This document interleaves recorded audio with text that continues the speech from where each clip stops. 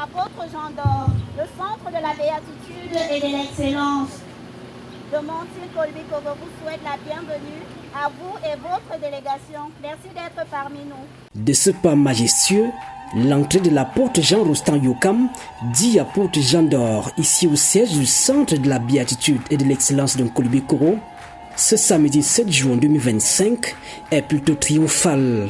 Le père fondateur du silo est somptueusement accueilli par le peuple de Dieu, en tête desquels son fils, l'apôtre Jacques Noumou. Je suis très satisfait et mon expression est que lorsque l'enfant obéit véritablement à son père, sans tricher, il ne peut qu'aller de l'avant. Et depuis qu'ils ont annoncé cette visite, nous avons travaillé et eux, ils ont donné le meilleur d'eux-mêmes. Et je les félicite pour cela. Dans sa mission de faire éveiller les dons qui somnolent en chacun des enfants de Dieu pour la mission céleste, le serviteur du Christ a puisé dans le sein des Écritures sur la puissance du Saint-Esprit. Oui, parce que nous tendons vers la Pentecôte. Et nous savons qu'à la Pentecôte, le Saint-Esprit descend dans un premier temps sous forme de languette de feu. Dans un deuxième temps, il peut être sous la forme d'une colombe ou toute autre forme. Et quand il est là, sous les deux formes, il brûle les détritus. Il fait pénétrer dans l'homme le corps et l'esprit de la personne. Et à partir donc de là, la personne renaît véritablement. Elle n'est plus la même personne. Au cours de son passage ici, l'apôtre Jean d'Or, affectueusement appelé grand-père, dit avoir impacté le souffle de Dieu qui s'est d'ailleurs manifesté par des signes visibles. Je suis très rassuré. Il était là, Dieu était là, Jésus-Christ était là, et sans oublier ma délégation spéciale, puisque beaucoup ignorent que je suis entouré sur la terre, mais aussi très entouré dans les cieux. Et on m'obéit puissamment dans les cieux. À la fois par les œuvres, après avoir félicité les efforts des uns des autres ayant contribué à la réussite de cet événement, l'on exprime la gratitude envers le Dieu Tout-Puissant qui a rendu cela possible au moment même où le souffle nouveau descend. Venir célébrer la Pentecôte avec nous, Dieu a bien voulu utiliser notre Père, notre grand-père, afin que ce qui nous manquait, nous puissions le recevoir aujourd'hui.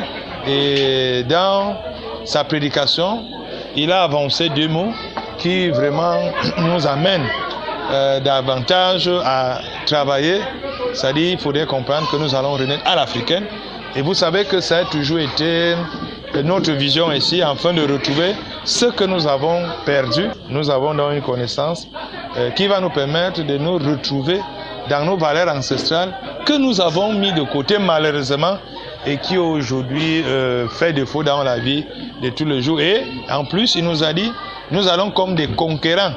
Je pense que c'est les deux mots que moi j'ai retenus et qui vont m'amener beaucoup plus à travailler. Il parle ici d'un retour aux sources pour retrouver notre équilibre culturel perdu, pourtant élément fondamental pour notre développement.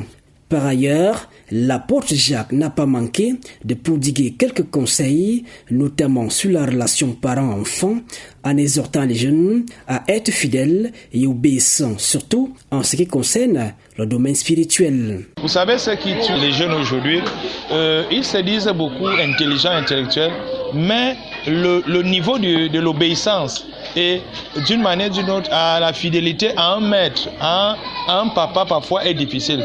Parce que si vous voulez réussir dans la vie, qu'on ne vous mente pas, c'est la fidélité à un idole, à un modèle. Vous ne pouvez pas pousser comme ça comme des champions et réussir dans la vie.